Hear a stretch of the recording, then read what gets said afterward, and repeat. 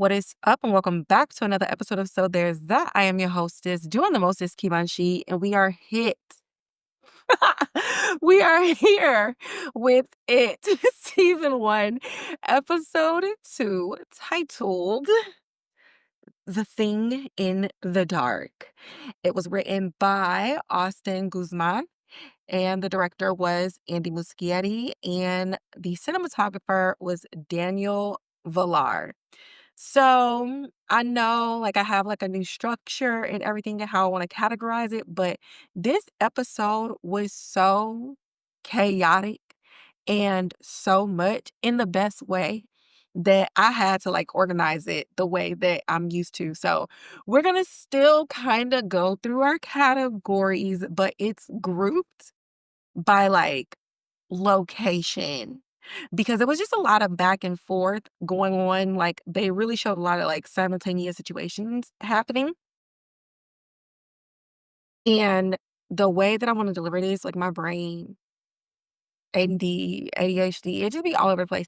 So I had to reel it in. And if you've been rocking with me for a while, you already know how this is going to go. But it's basically group by location, group by the people in those locations, and what's going on there. And we're still gonna try to go through this. I was racking my brain before sitting down and hitting record and just being like, how am I gonna do this? Do I just talk straight? How deep in the recap are we going? I don't know. But these last couple of podcasts have been over an hour, and your girl is trying to get y'all in and out, but I don't want to sacrifice the art, and I don't want to sacrifice the conversation for the sake of, my time. So we finna hop in to it, into the recap segment titled As Seen on TV. And y'all, so much happened. First off, it was playing on my top because I had saw on Twitter somebody was like, "Oh, watch this be a dream." And we open up the scene and it's through Lilly's POV of everything that happened in the movie theater massacre. And I love that because it really gives you that video game player situation thingy going on with the breaths, which means the camera is unsteady and it's shaky and it's rocky and it's bouncy. It's absolutely incredible and a stunning shot to see, what she was seeing as all of this was going down. So then, of course, she wakes up in the bed, and I said, "You dirty and before I got the rest of that sentence out, it actually did happen. She was just having, a PTSD nightmare. So I was, super excited about that because I predicted a lot of things after episode 1 at the end of that segment. And I would have been so wrong if this was a dream. I just want to say, I'm glad it wasn't a dream, and I'm glad that I'm right. Know the vibes. Moving along. Okay, so the theme song, this childish ass song. Even one of the lyrics, I'll be special. I'll be special and I'll be good and I'll be special and I'll be good. I'm like, this is crazy.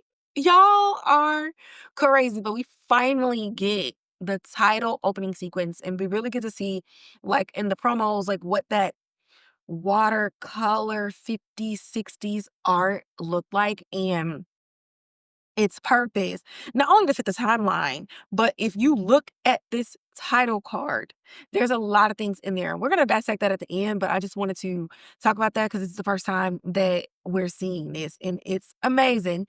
People have been talking about it all week, and we still going to be talking about it here on this podcast as we get into the episode headed into the weekend for episode 3. So, boom.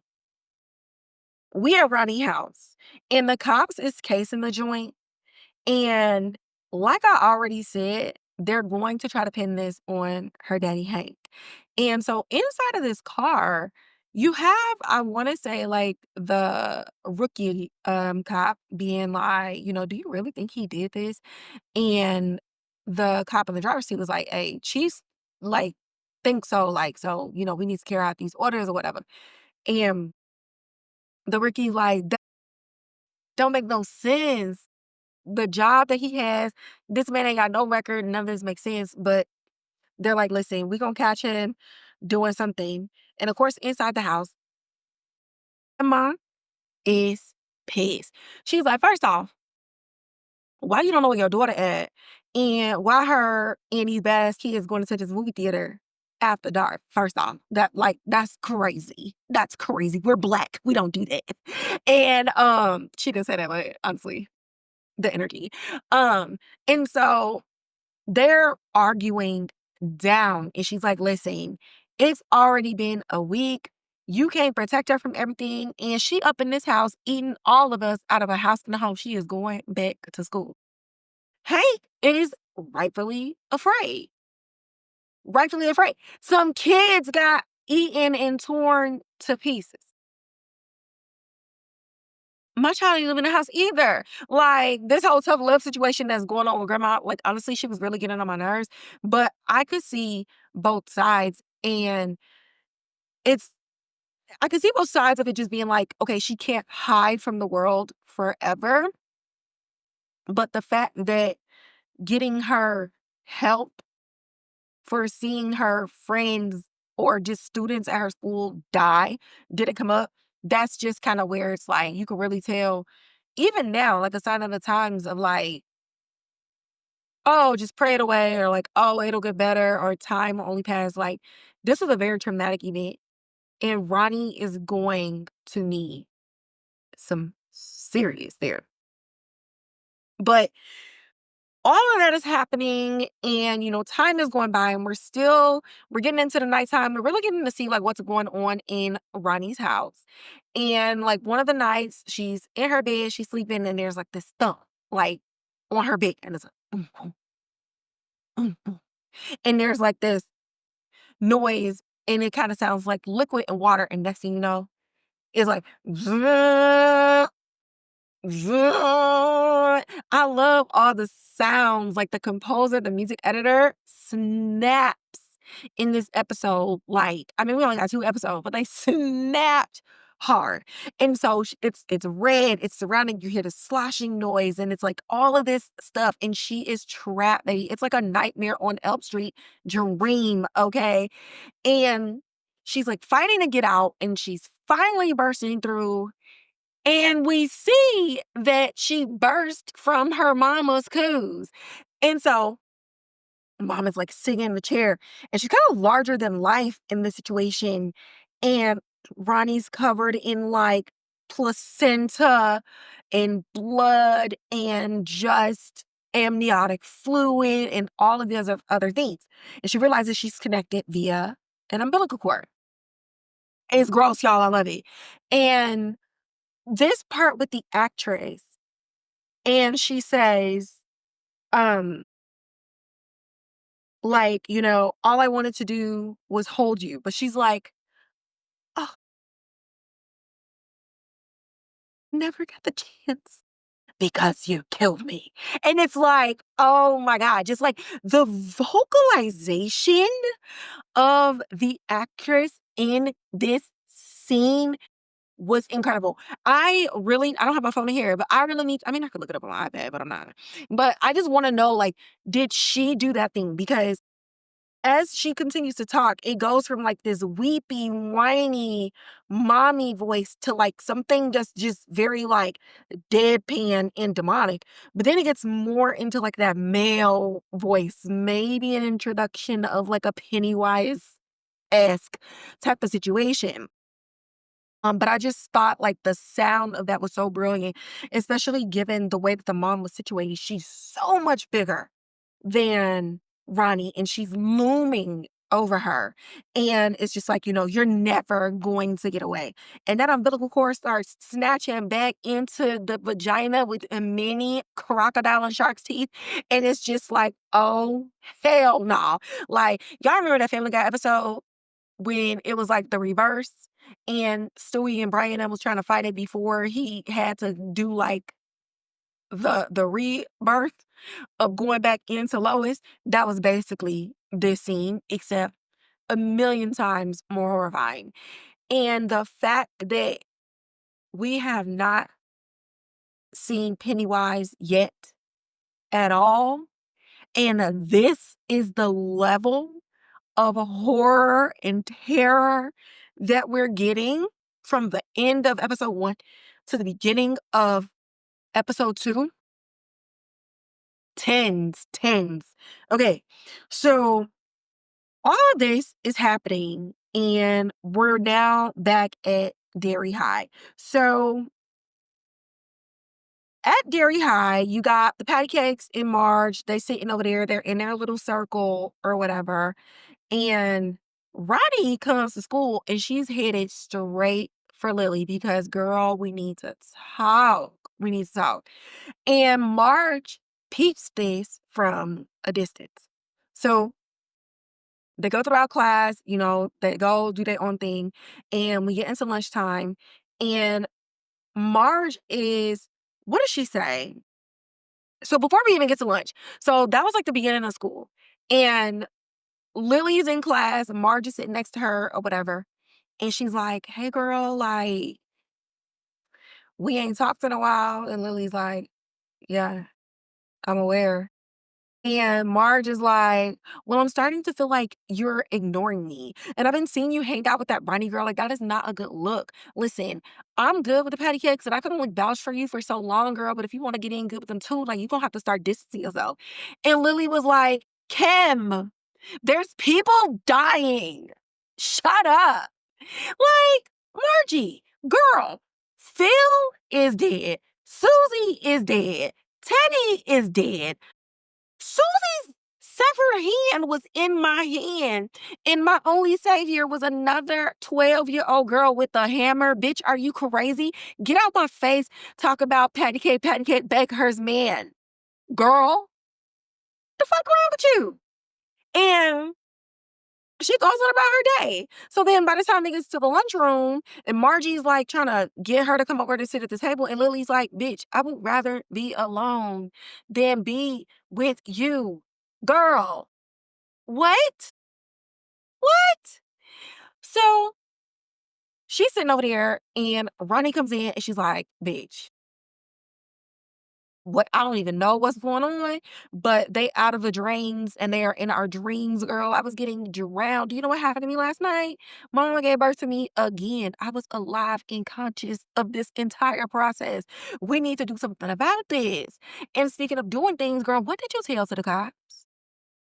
Lily's like, listen, I told them your dad didn't do it. And Ronnie is smart, and Ronnie is a black girl in a very racist world. And she's like, because that's getting real technical. Did you tell them what you told me? Because whatever was in there with y'all tried to get me last night. And she was like, well, if I tell them, then they're going to think I'm crazy. And it's just going to be all bad for me. And I cannot go back to Juniper Hill, girl. Like, it was just not a good time.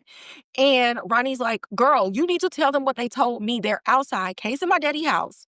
They're going to blame him like they blame black people for everything that happened to white kids in this fucking country. Like, what do you mean? And Lily is defending herself, and she's just like, listen, I gotta find a way in my 12-year-old brain to protect your daddy and to protect me. I told them he was not there. He did not do it. We're just gonna have to trust that they take this information and they can do what they will with it. And Ronnie's like, girl, that is some bullshit and you know it. Now, here come one of the teachers, because if you cuss in school, you get sent to detention. Let's talk about detention real quick. The way that kids got detention for like the dumbest stuff. Did I get detention? Yes, for the dumbest stuff. But it's just like, was this an effective and an appropriate use of time? Did this actually correct the behavior, or did you just put kids in a space where you didn't have to deal with them? Like, that's just my 2 cents on detention. Detention is fucking stupid. Anyways, so Ronnie is in detention, but lo and behold, Will, the science guy, is in detention too. Why is he in detention? Because while he was in the hallway chopping it up with, what's his little boy name?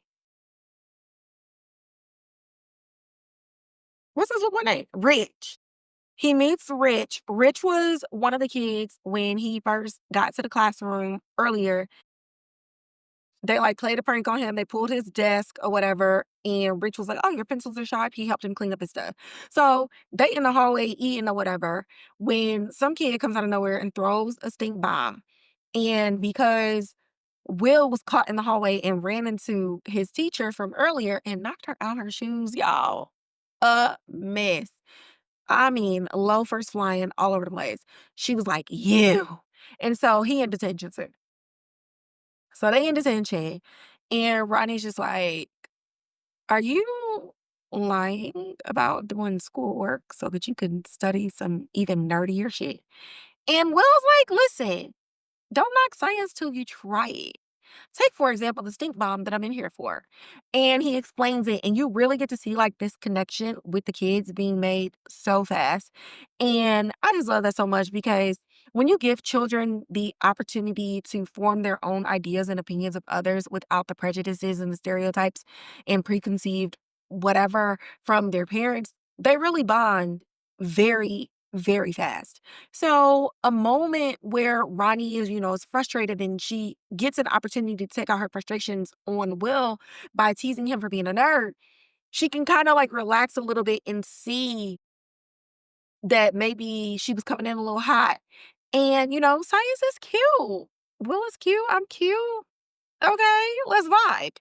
When there's a commotion outside of the window and it's the cops picking up Lilly, taking her down to the station.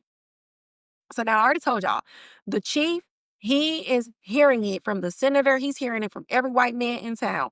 You need to hurry up and pin it on this black man.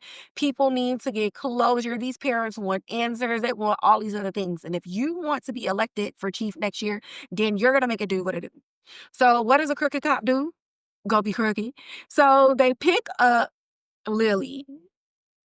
No parents whatsoever. Matter of fact, when hold on, I got to get on my Googles because I need to know when was it mandatory for cops to question children with parent present? I need to know what year it was.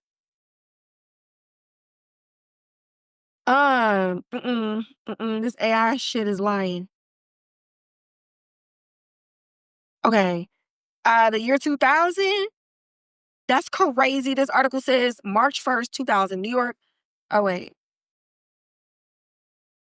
What does it say? It's getting fishy. Either way, this girl is fucking 12, and y'all are over here questioning her about a triple homicide without her mama.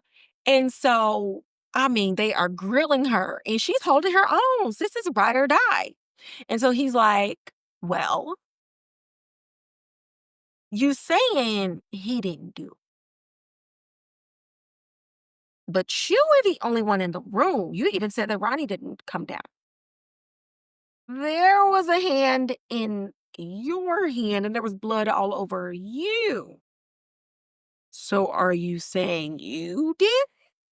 And Lily's like, "No, Negro." He's like, "Okay, well, listen, somebody need to go to jail. So I'm going to ask you in a different way. And I just need you to say yes or no." So instead of asking her, "Was Hank there or involved?" he says, "Can you be 100% certain that he was not there?" And what does this do? Get Hank arrested. Now, it took a lot, and it's really taken a lot in me to not go in on these kids the way that y'all know I be going in on these adults. Um, but I just feel like Lily is a smart girl. And while he may have said, "Can you be 100% certain that he wasn't there?" It's basically saying, "Are you aware if he was in the building or on the premise at all, right? So that's the technical question that he's roping her in on in order to be able to file charges and arrest Hank Grogan. But the thing is, that works both ways. And I hope I'm getting ahead of myself, but I hope they bring that up in um season 3, episode 3 is because while she can't say that 100% she was certain that he was never in the building, I am 100% sure that he was not in this room when this happened. And so it's a double-edged sword that the chief of police is kind of walking in on. But right now, Ronnie don't want to hear that shit. And what does she do? Pull the fuck up. She was banging on that door. Catch me outside. Come outside, Lilly. We just want to talk. We just want to talk, girl. I'm not gonna hurt you. Cleveland. Cleveland, where you at? Hey. And Lilly is up in her room hiding. And her mama comes to the door and she was like, girl, I'm gonna call your grandma if you don't get out of my house. And Ronnie was like, bitch, I don't care about none of that shit. And so she leans back and she calling up to the window to Lilly being a coward. And she's like, what did you say? What did you say? Because now you done got my daddy arrested. And so Lilly is doing the thing. She doing the thing, right? She doing the thing, yo.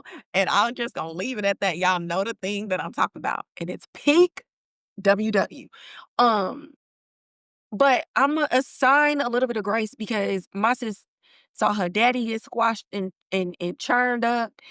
And then she saw her friends. Like, yeah. Honestly, shame on the police department. But what do I expect from like a racist town? Even when they pulled up on him in the bar, it was like, this ain't America, this is Derry. Sorry.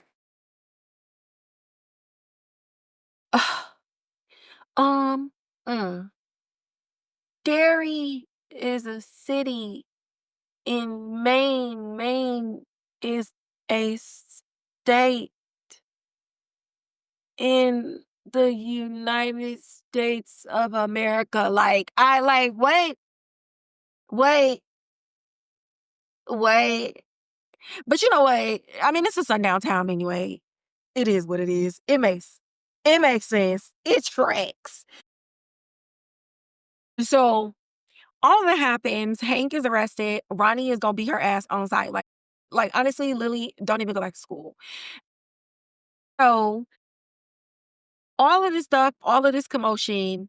Next day, Lilly is going to the grocery store. Now, I wrote an article on it and I wrote it about a review of episode 1 coming into episode 2.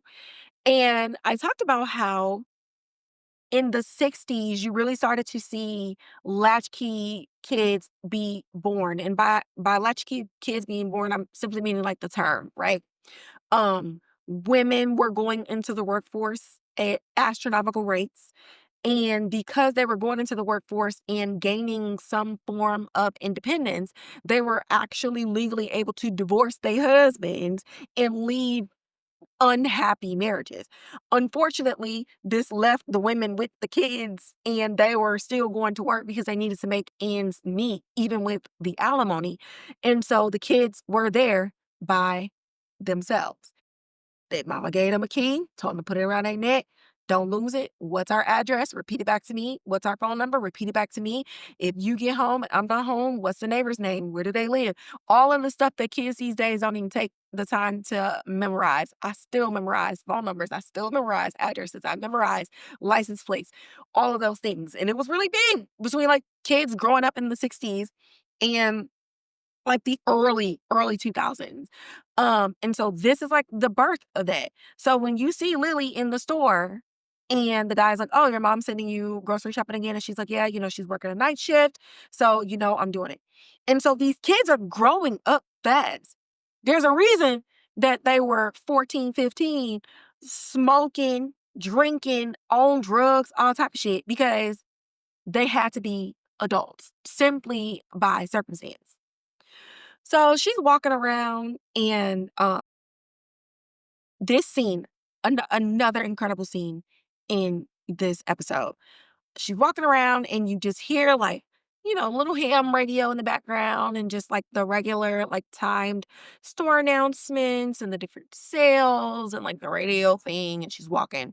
And then it's like super regular. It's mundane. You hear the ding ding in the background. And then it's just like, and so she's like, bless you. Like, somebody sneezed. It's crazy. And walking around, and then you just hear even more like, you need to go back to Jonathan. So she's like, all right. Okay. The first one sounded like I chew. This too long to be a sneeze. Like, what the hell is going on? And so you see like this body like going behind her. And it's like a really fast silhouette of a man. But as this is happening, she's just trying to go to these groceries and get the fuck out. And the aisles are like moving like a maze and a puzzle piece. So you, the audience, are aware that a trap is being laid. And so it's just like, 50% off on a jar of mayonnaise down in aisle 6. Lilly Bainbridge. Don't you want to go to aisle 6? And so like just the progression of in the juxtaposition of like the lightness, the radio voice, with the sinister, crazy, and and haunting her in the background, and then addressing her still at like a light tone, and then it's like Lilly Bandridge, and it's like, okay, these groceries, I'm getting the hell out of here. So she's trying to leave, and she's boxed into a place, and it's nothing but a jar of pickles. Now, ah, this is the second episode I'm laughing because, like, I don't know, like horror is funny. It's funny. Honestly, these drama shows be the scariest ones, but like, so her daddy got grinded into some pickle jars. And so that's like the thing. He worked at a pickle plant. Why they had this man face in these fucking pickle jars, y'all? And I'm just like, this is Freddy Krueger dream level comedic chaos here in this scene. And I love it. Freddy is my favorite slasher of all time. So I'm loving it. But another thing that happens in this scene, he says, Lilly Bainbridge, have you lost your marbles? There's a special on marbles on aisle 8. And if you remember the miniseries that came out in the 90s when one of the characters was getting haunted, and I think he was in the library and he was getting haunted, and he runs out into the middle of the street, and Pennywise comes out and he's like, hey, is that your refrigerator running? Well, you better go catch it before it runs away.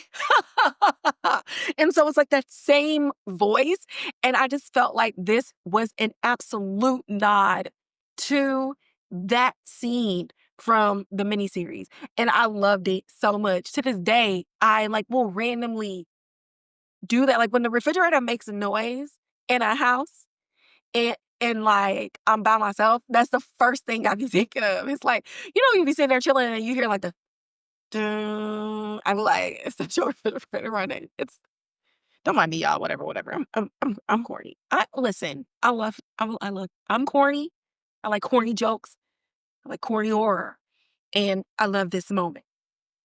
So you got all of this going up. It is mangled pieces of this man. And all of a sudden, he's like morphing and blending in with the pickle jars. And he's coming out like freaking the Kraken out of every jar. And he is coming to gobble Lilly up. At this point, again, the sound designer, the music editor, music supervisor, I mean, they are snapping on this scene. And shout out to Lilly, and as well as Ronnie in these horrific scenes. The screams, the terror, like just the absolute insanity of it all. They are acting their asses off. From Ronnie essentially waking up when her dad comes in from this waking nightmare, her breathing and just sounding like she is 2 seconds away from passing out from a panic attack to Lilly screaming and being frozen in place and the tears running down her face and getting these close-up shots. Gorgeous. These kids, okay, paid them their fucking money. These kids are acting. They are actors. They are performers. And this is happening. So she's over there screaming. She ain't got nowhere to go. And the store clerk comes over, and then somebody else, they looking all in the background. What the fuck is wrong with this little girl? Oh, shit. And what ends up happening? Her mama takes her to Juniper Hill anyway. So you got Ronnie's daddy locked up on a technicality when that man threatened to take you back and use your mental health against you, which was fucked up because your daddy died, just for your mama to not want to be bothered with you either and dropped you off there. So now you locked up and this other man locked up, both two innocent people who didn't do nothing. And this is the outcome of the situation. You should have just told them the truth. At least Hank could have been around with his daughter and tried to sort through figuring out if his daughter has also lost her mind, to kind of help you out or at least talk to your mom about the situation to keep you from being institutionalized. Now you in an institution, girl. How you gonna get out? And them people that came to get you from the car, they was looking all types of crazy anyway. And then your mama didn't even get out the car. Bruh, they don't let their kids. I saw this, I saw this Instagram reel, and it was so funny because somebody was Pennywise on Halloween. And so he's coming out of this law office. And he's like, they don't have a case. They don't have a case. And they're like, Pennywise, are you behind like all of the missing children? And he's like, why do you keep blaming these missing kids on me?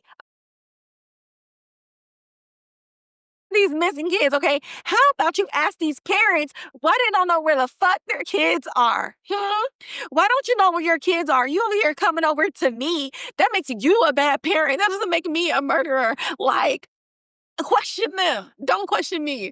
And it's like, yes. Because you couldn't even walk your daughter who's terrified to the front door of this institution.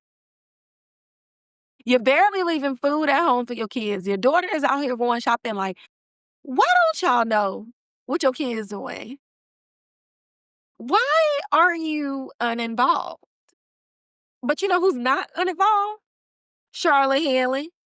Charlotte is in town, baby. She is here to see her man. And, you know, she's here in this neighborhood and she's clocking tea already. She's like, babe. No other white people in the neighborhood. Okay, so we couldn't find nowhere else. Okay. So it's like only like 2 black families. Got it. Interesting. Cool. Mhm. Okay, because they're fucking weird. So she's going around, and she's just trying to blend in or at least try to find some sense of normalcy in her neighborhood. And so the first store she goes to, she meets the butcher, Stanley Cleaver. And I like that in this scene, he's like, you know, are you new? I haven't seen you around. And she calls the thing the thing because the people in her neighborhood are just being real, like, y'all know, microaggressive about it. And she's like, oh, because I'm black and, you know, and a lot of us. And he's like, well, no, like I just been living here for a long time. And so I don't see a lot of new faces. It's super refreshing. And I will say the delivery of this felt really genuine, and you can see her kind of relax a little bit. And, you know, he gives her the cut of meat and everything like that. She's asking, you know, a couple of questions, what's going on, when she sees these kids outside jumping on this boy. And so she's looking at all these adults, and she looking at this boy getting beat up in broad daylight. And she like, okay, so anybody gonna do nothing? Stan the man is like, listen, boys gonna be boys. How many violent crimes are we still dealing with because of that sentiment? But I digress. Oh, she like, oh, hell no.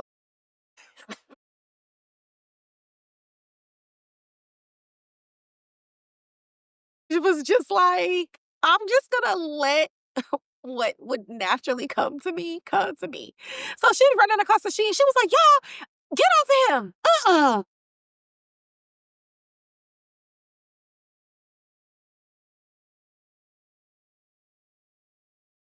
Shit. In this whole series, just like like just a little detail. I'm like, like, because there's nothing else that you could say, right? Like you're trying to get there, you're trying to get to safety, and you're trying to convey like something is wrong. And black people when we just get in something across, it's coming out in very few words. Like girl. Like it's coming out in like this way. There's so much. And so these white boys get up and they like size her up. She sizing them up. But she also looking around at the community and was like, the fuck wrong with y'all? So the boy getting beat up runs off and the kids go and chase after him. Now, do I think those kids are the same group of bullies that was bullying the losers club? I forget the name of that club that was in the book. Um, do I think that's them? Yes. So if it is them, this is a nice introduction of their affiliation and association with the Hanlons, specifically Will. He might run into them, and Charlotte will recognize them from the street. So she go home and she telling her husband, and she was like, "Bro, this is fucking crazy. Like, ain't no community here. They don't look out for each other. They just watching this little boy get beat in the street. And they're just like, boys gonna be boys." And so Will is just like, "Ma, please, like, don't be embarrassing me. Like, I don't like we the only black people. They're gonna know that it's you, and then they're gonna know that you want my blood, and I'm gonna have to hear about it." And so she's like, "No, like, no, boys won't be boys. You ain't gonna be no regular boy. You gonna be the boy who gonna be a man. You gonna show some respect. You gonna respect your elders. You're gonna respect yourself. You're gonna be kind. You're gonna be doing all these things." And Hanlon is just like, "Okay, you need to chill. You need to relax." And she said, "Why you coming at me?" And I love it. Cause why are you coming at me? Hmm? You been acting weird. You been acting funny. Is there something I should know? And Hanlon kind of reels it back and he's like, "You know what? I just been off lately." And she's like, "Do you want to talk about it?" And he's like, "It's cool right now. Like, it's just chill." At this point, he has not told her that there was a serious attempt on his life. Okay. So one would think that this is something that he's mentally high with, right? But as we kind of get into the case of what's going on and basically everybody being like, okay, well, Masters confessed and all these other things, Hanlon is smart.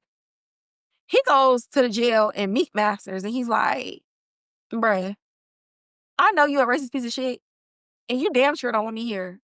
But I know one thing. You are not good at your job. You don't know how to handle a gun. You drunk as shit. Will your mama be proud of you? And he like, you better not talk about my mama. I'm gonna talk about whoever I want, bitch.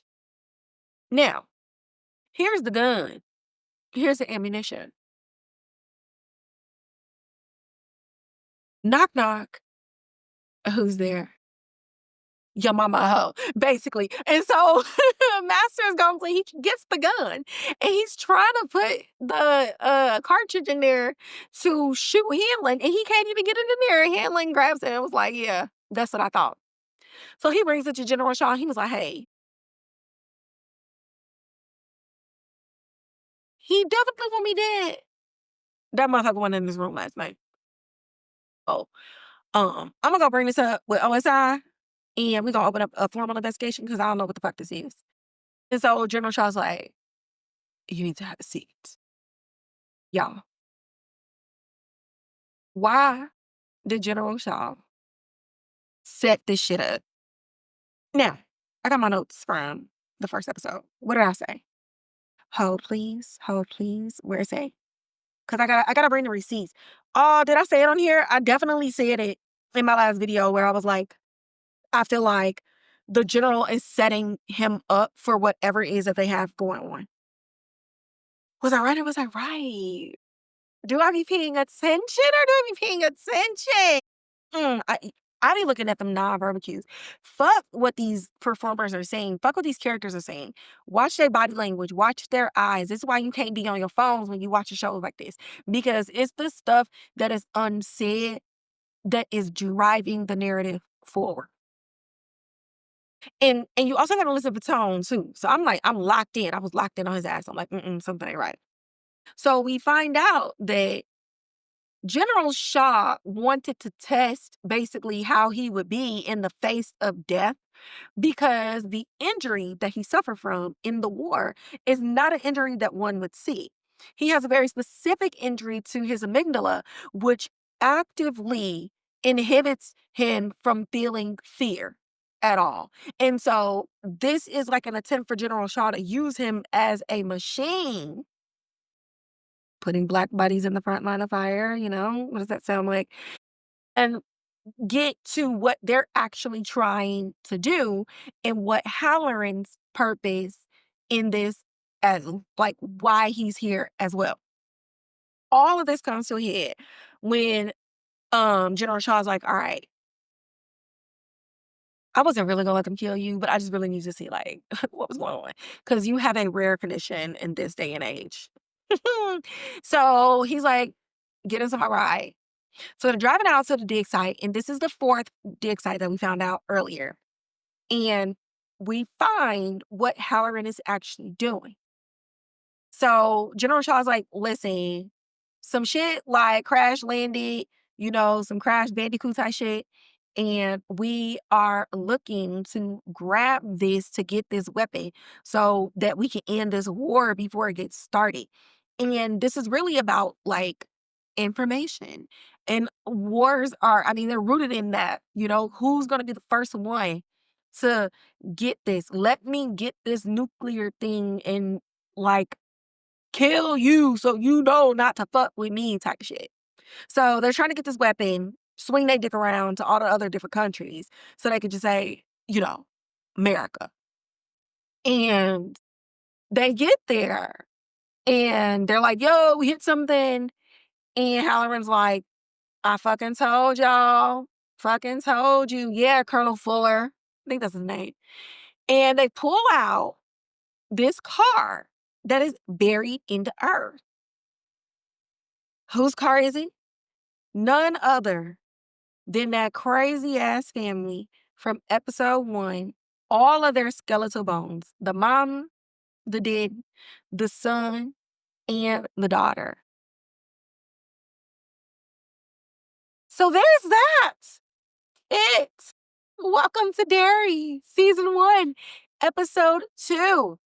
The Thing in the Dark. So let's get into some of the behind the scenes. Well, we're going to be discussing some strengths and weaknesses and just, some cinematography, some directing, some writing, and stuff like that. I'm going to tell you right now, boom. Okay, let's get the weakness out of the way first. And this is not even really a weakness. I think I'm just being nitpicky. It ain't no weakness. I'm being nitpicky. I'm not even gonna do it. In the first episode where I felt like Hallorann's story could have just started here, I like how this episode was more balanced with what's going on with the family and how they fit into the scheme of things. I thought it was very well balanced. This episode was well directed, well shot, well written, scary as fuck. Was it meant to be funny? I'm not sure. I laughed. 10 out of 10. There's 10 episodes, y'all. Episode 2 already out. 10 out of 10. 10 out of 10. I can't even imagine what the penultimate episode is going to be like in the number of streams that's going to go up and the amount of people that's going to be watching this on Sunday linearly on HBO. Like, it's incredible how insane this like vision is and how well it's being executed. I kind of already explained some of the cinematography and the directing and the writing and just like again that the vocal work of the performers and just the gore of it all. And it's a gore that is just shy of being like a turnoff. Just shy. So it's like taking Goosebumps and Are You Afraid of the Dark to like that edge. but it's like an exciting edge, right? And it's not something that makes you want to like vomit or throw up. You know what I mean? So I'm in love with this episode. Um, like insane. Like I said earlier, we haven't even met Pennywise yet. And yet the terror that he is bringing is incredible. To be Bill Skarsgård and they be like, "Hey, you're gonna be Pennywise again because we really love what you did in the movies, but like you're only gonna be on like 3 episodes, but we're still gonna pay you like $50 million." Like that has to be a great feeling. His ass to like episode 5. So like to be in like half the shit and you still are doing this much damage to them, incredible work. Shout out to you, Bill. Um, let's see.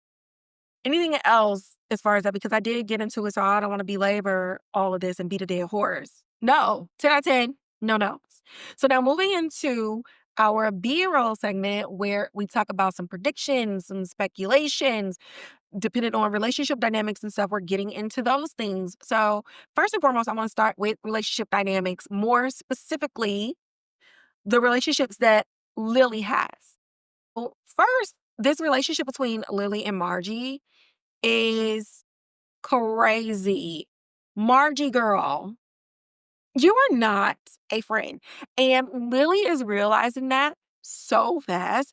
I love that this is not a point that's getting dragged on. Like the way that she told her in that classroom, like, bitch, people died. What the fuck are you talking about? And then proceeded to go sit by herself. I love this. She's somebody who knows like some crazy stuff is going on, but she's so solid in her own convictions and so solid in her own mind and believing herself that she doesn't need to surround herself with fake people in order to pretend that scary things and traumatic things aren't happening in her life. Which brings me to Margie and her relationship with the patty cakes. I love when Big Pat be knocking Margie off that pedestal so bad. Like, the patty cakes are over here doing their regular teasing, stuff like that. But Margie is so desperate to be in their group, so desperate to be part of somebody she lacks identity, that she becomes mean and vicious to the point where Big Pat is sizing her up and she's like, ain't them the same clothes 2 days ago? Yeah, yesterday. Oh, okay. That's what I thought. That's what I thought. Hey, bitch, calm down. Relax. And Margie don't even know. You're still in the audition, girl. You keep trying to go to Lilly talking about, I can vouch for you, but like you gonna have to figure out like who your loyalties lie with. Ma'am, you're auditioning. Pat is looking at you, and I don't think you getting into these patty cakes. Because why would I let you into my tight-knit group as I watch you be mean to your friend, somebody you calling your best friend, and you are ousting her for us? Where's your loyalty? If you're not gonna be loyalty to this girl that you grew up with, why would I expect you to be loyal to us? Then when we're over here just teasing people, you're taking it way below the belt, girl. You're going to hell with the shade. And so, like everybody else in the Twitterverse, I predict that she should get eaten. Eat her. We're tired of Marge. We're tired of Marge. That is the worst type of friend that you want to have. She will sell you out for a glimpse of the spotlight and not think nothing of it. And when you establish boundaries, she will then blame you for her own isolation when it was her fault in the first place, just like she did in the classroom, turning somebody else's trauma into her being ignored. Bitch, bye. Bye. Okay? So, other than the fact that I was right about everything that I predicted and speculated from episode 1, we're just gonna jump into the fact that I don't think Charlotte knows about her husband's injury.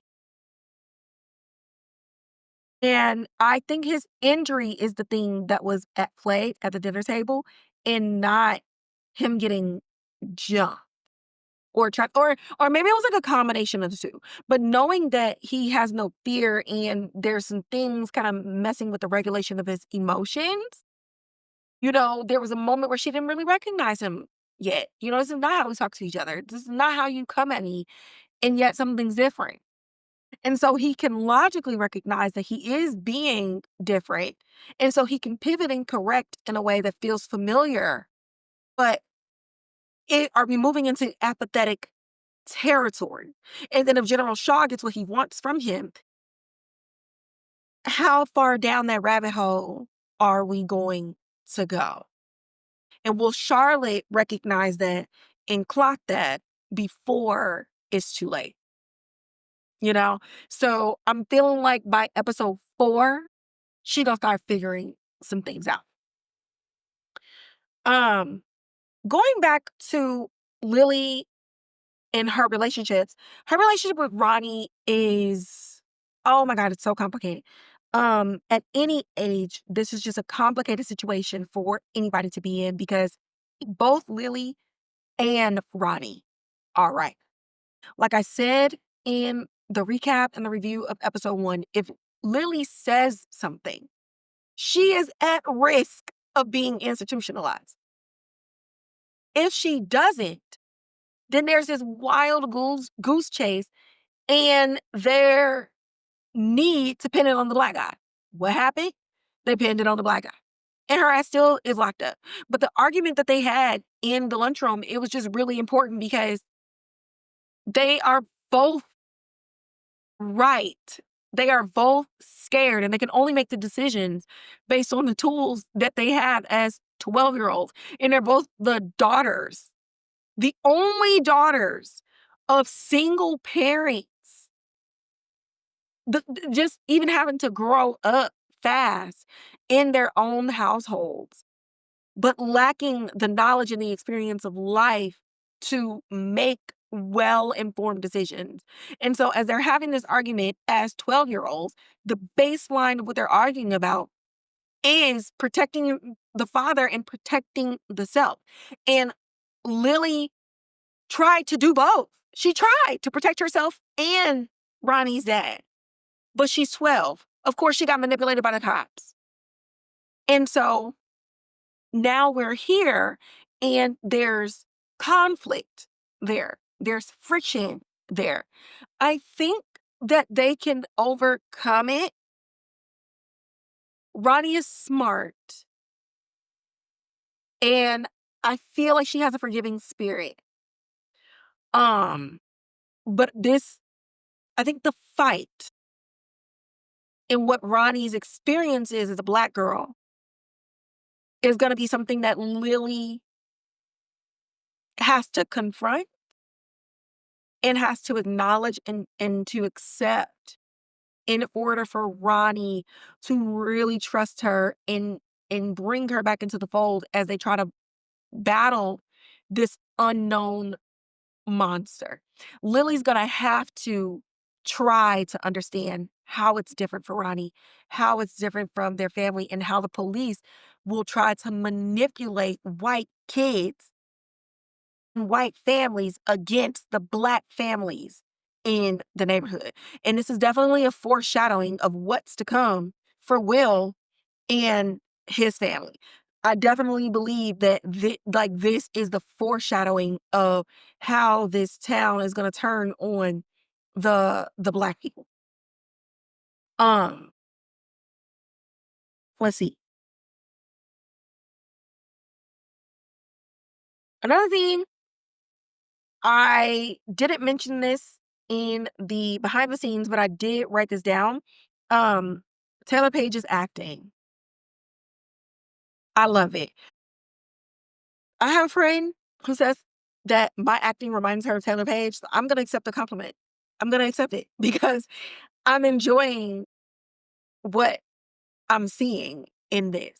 I like the accent. I like the diction. I like the pace. I love her vocal inflections. I love how she moves, how she sounds. There's just something very warm, but very I will beat your ass about Charlotte. And she's a mama bear and a housewife in a way that many housewives around her aren't. She's a boss in her house. She is an equal in her house. And she walks around and she carries that. And you can see in the way that people look at her outside of her skin color, she just got that big boss energy. She has it. So shout out to Taylour Paige.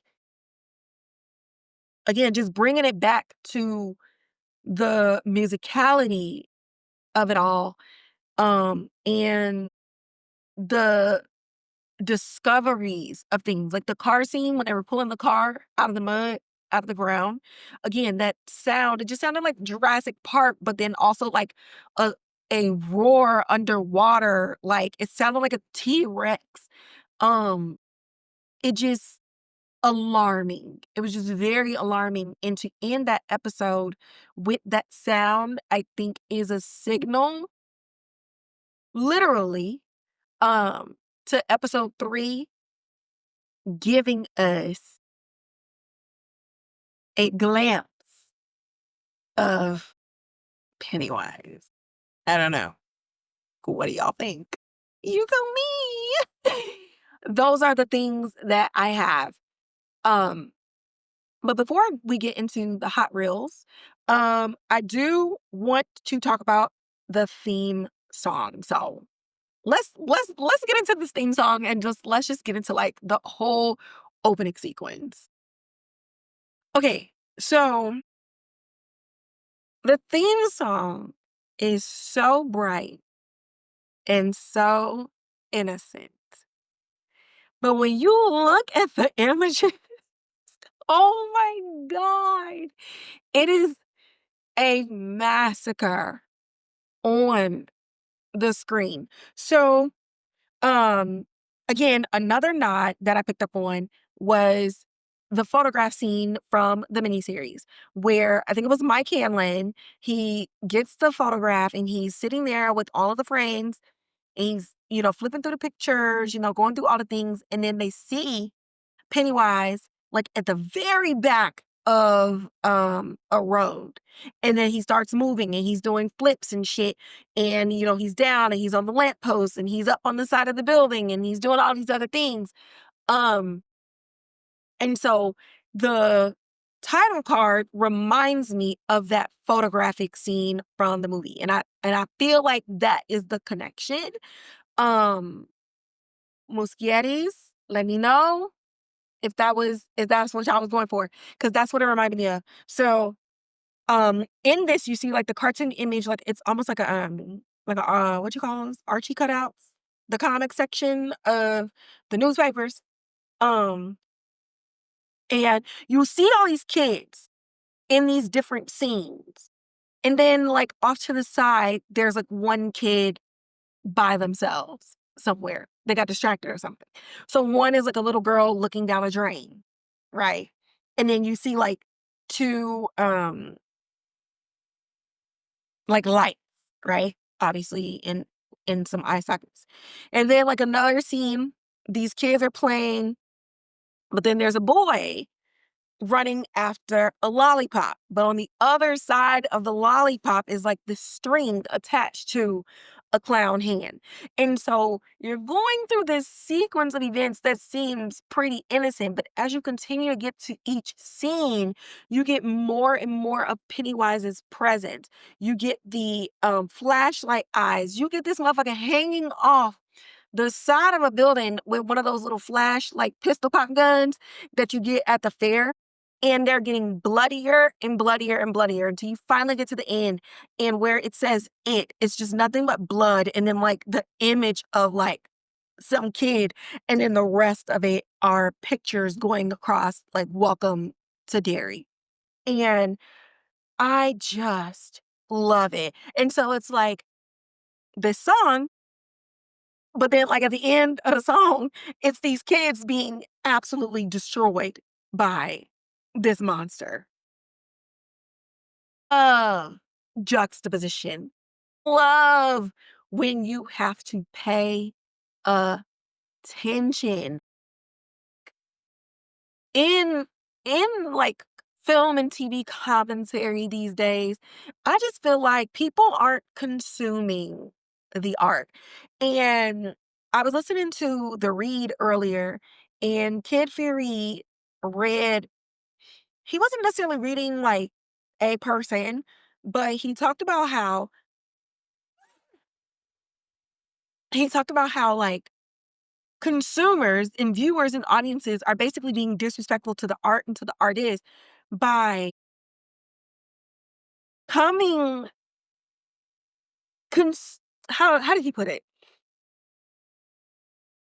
Okay, he was like, in terms of TV and film, he was like, people are literally watching clips of TV shows and movies in 60 seconds to 90-second TikToks, then trying to argue and go back and forth with people who actually watch the material and try to accuse them of not being media literate. And I'm like, ding, ding, ding, ding, ding, ding, ding, ding. There's so many different conversations in the way that people are like viewing things very lazily, to the point where you're seeing stuff across timelines and you're seeing people with these hot takes so that they can go viral or they can get a lot of clicks. And they're saying stuff and it's just like, okay, I can see you didn't watch it. And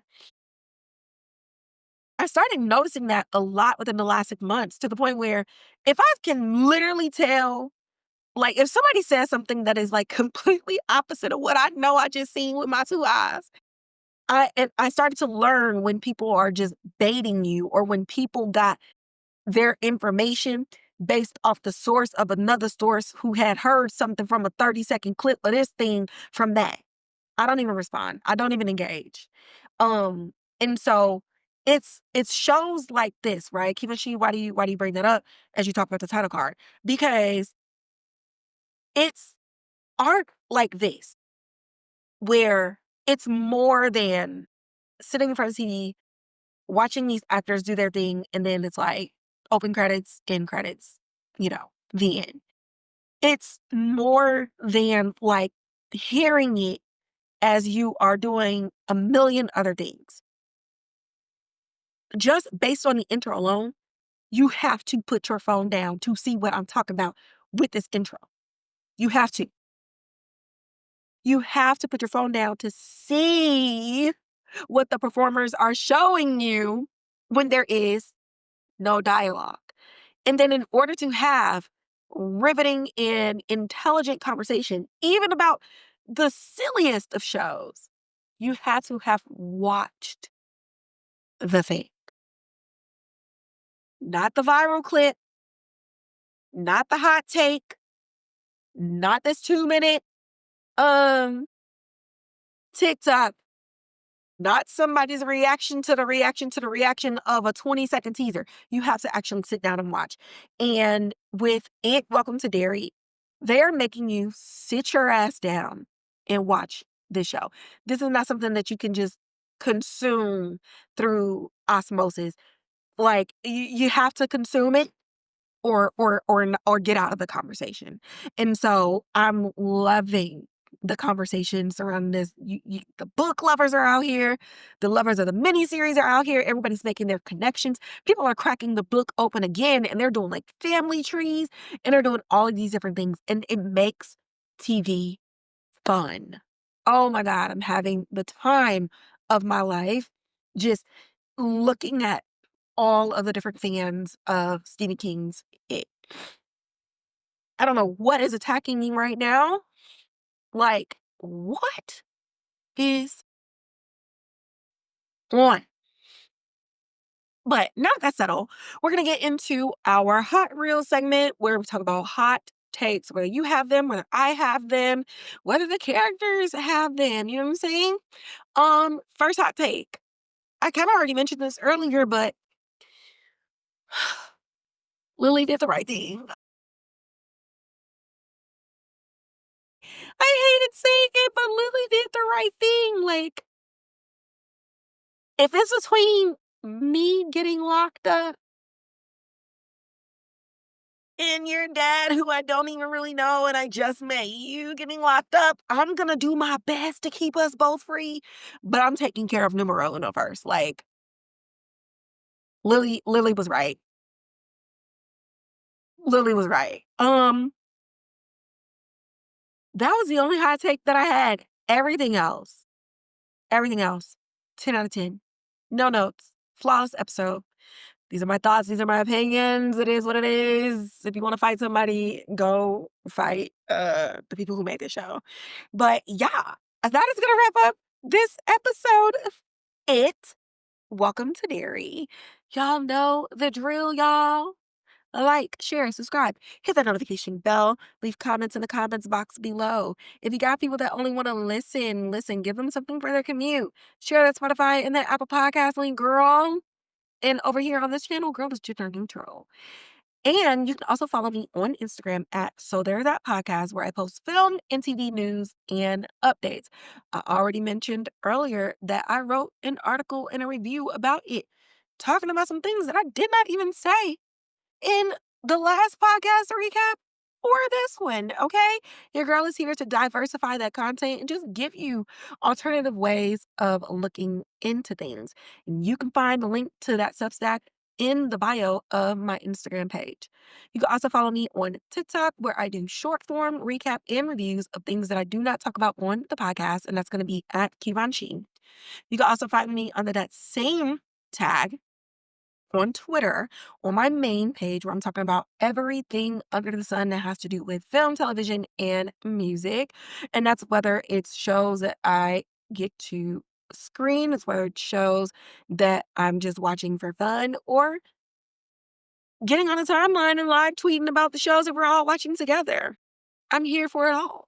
And then, of course, as I've stated in my last episodes, the podcast has a Twitter page at Pod. So there's that, where I post all of the different content from things that I'm posting on my Substack, and I post those articles, trailers, upcoming stuff that, again, I don't talk about on this channel. I'm here. So whatever your needs are, whatever your friends' needs are, send them to the different platforms and have them find me.